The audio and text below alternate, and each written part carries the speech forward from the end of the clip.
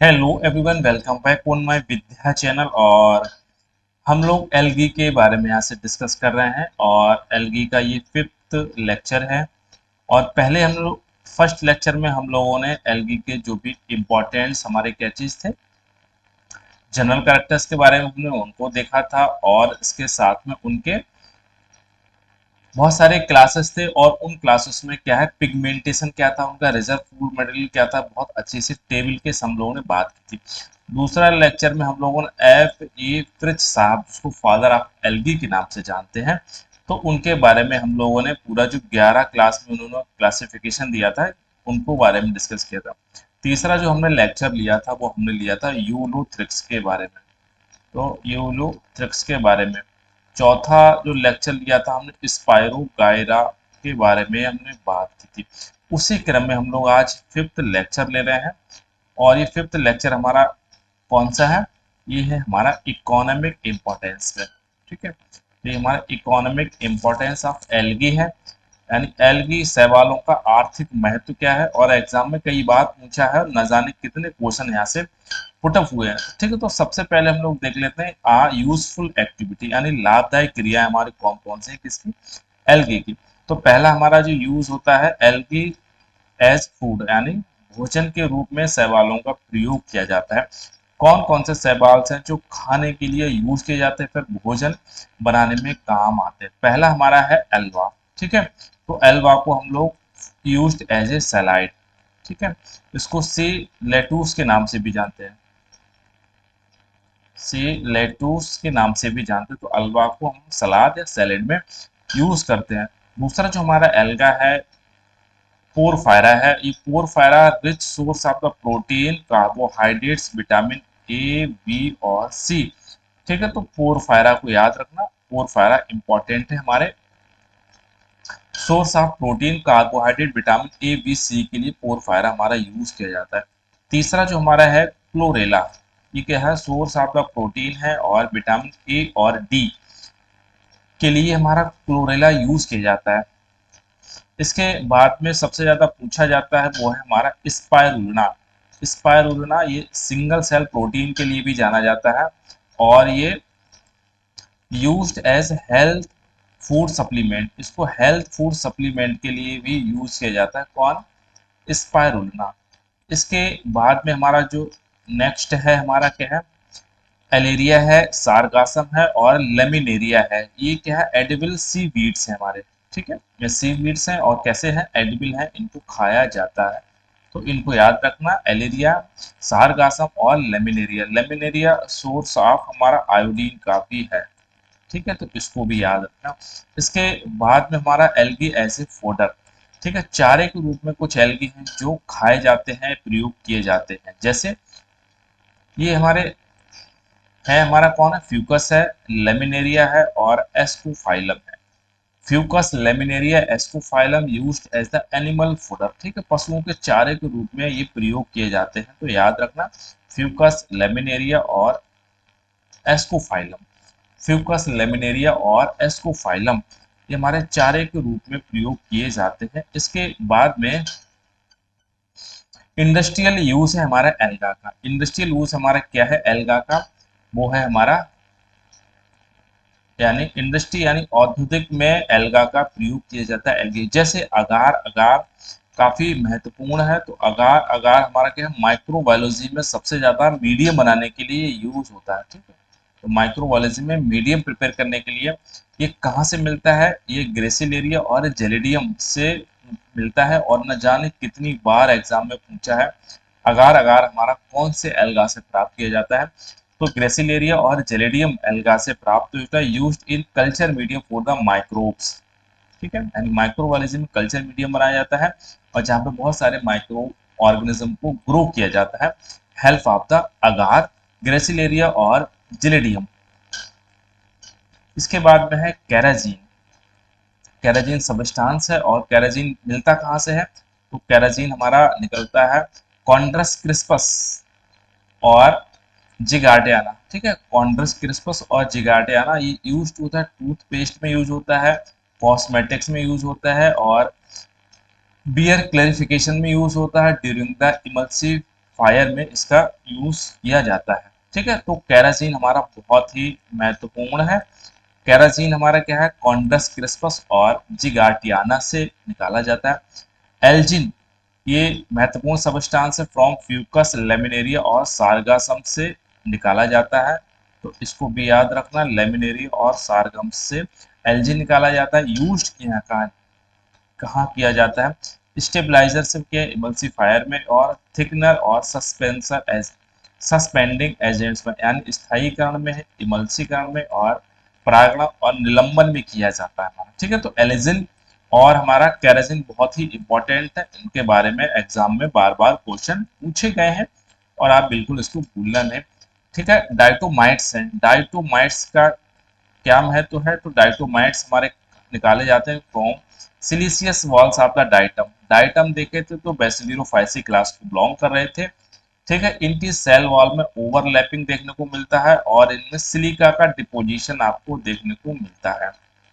ठीक है, used as a filter में यूज करेंगे और फायर ब्रिक्स में यूज करेंगे। नाइट्रोग्लिसरीन एब्जॉर्बेंट में इसको असॉर्बेंट में यूज करेंगे इसको। ठीक है, तो डाइटम्स का हमारा डाइटोमाइट्स का बहुत ही इंपॉर्टेंट रोल रहता है हमारा किसमें।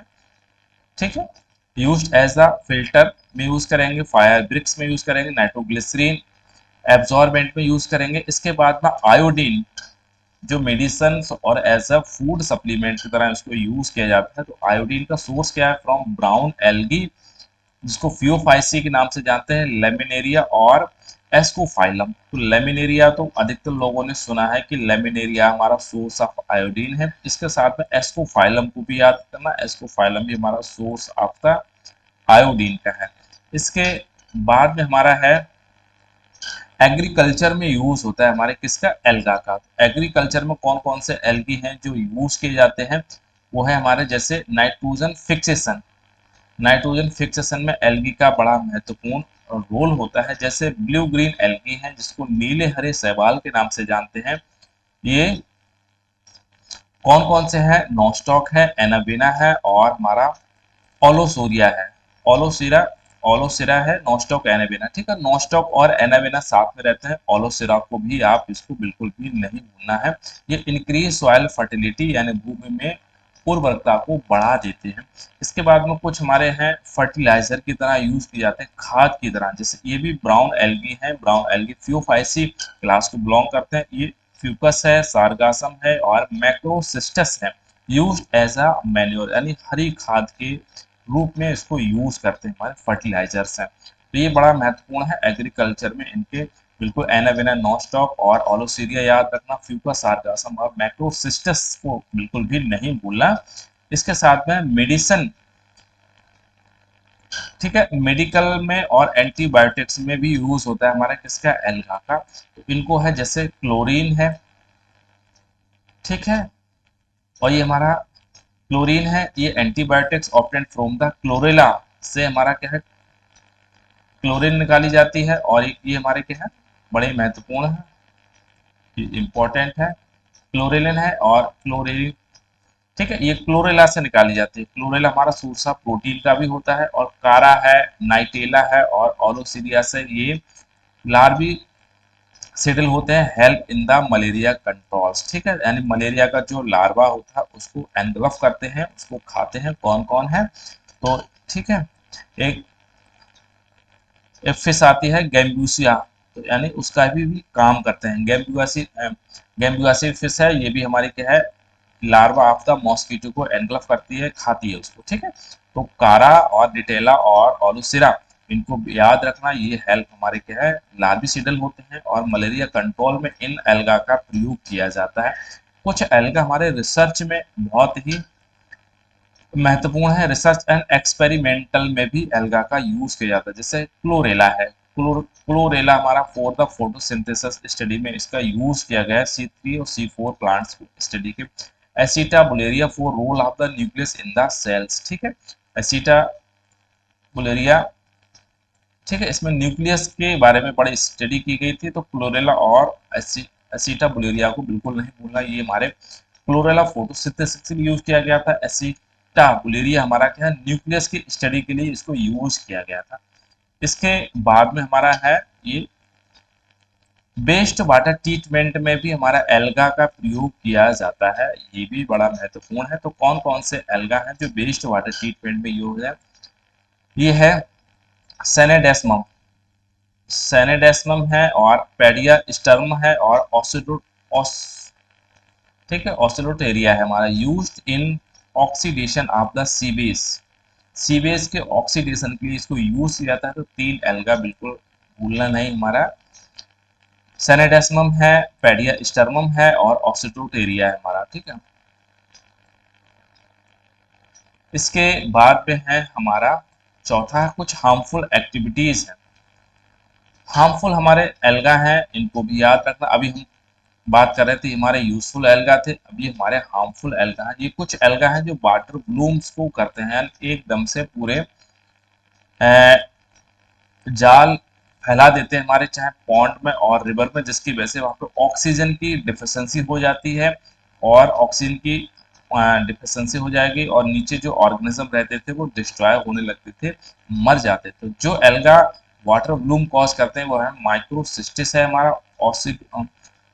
ऑसिलोटोरिया है हमारा, क्या है, लिंगविया है हमारा, और फोर मीडियम है हमारा, ठीक है। तो ये और क्रोकोकस है हमारा। तो 4-5 एल्गा है, 1 2 3 4 और 5। तो 5 एल्गी हैं।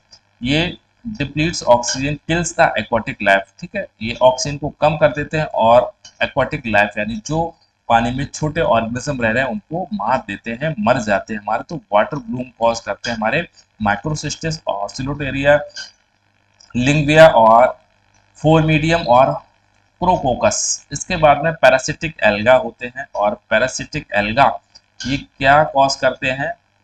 तो पैरासिटिक एल्गा है, जाने कितनी बार पूछा है, सिफेलोरियोस और वायरेसेंस है। सिफेलोरियोस, वायरेसेंस है पैरासिटिक ओन द टी और कॉफी की पत्तियों पे, यानी चाय और कॉफी की पत्तियों पे नुकसान पहुंचाते हैं, उनको हानि पहुंचाते हैं। कौन सा एल्गा है हमारा? ये हमारा सिफेलोरियोस वायरेसेंस हमारा है। कॉफियों और चाय और कॉफी की पत्तियों पर फसल या फसल को नुकसान पहुंचाते हैं। तो ये हमारा एल्गा का इम्पोर्टेंस था, यानी आर्थिक इकोनॉमिक इम्पोर्टेंस हम लोग डिस्कस कर रहे थे। तो यहाँ से एल्गा के हम लोग 5 लेक्चर बहुत अच्छे से कंप्लीट किए। तो और बेसिक से लेके एडवांस जो भी इम्पोर्टेंट टॉपिक थे, इम्पोर्टेंट एल्गा थे, सारे के सारे हम लोग डिस्कस कर चुके हैं। और यहाँ से आपको काफ़ी उम्मीद और सपोर्ट मिलेगी आपके थोड़े से स्टडी में, मुझे ऐसी उम्मीद है। और चैनल लाइक और शेयर भी कर देंगे। ओवरऑल वॉच करने के लिए थैंक यू।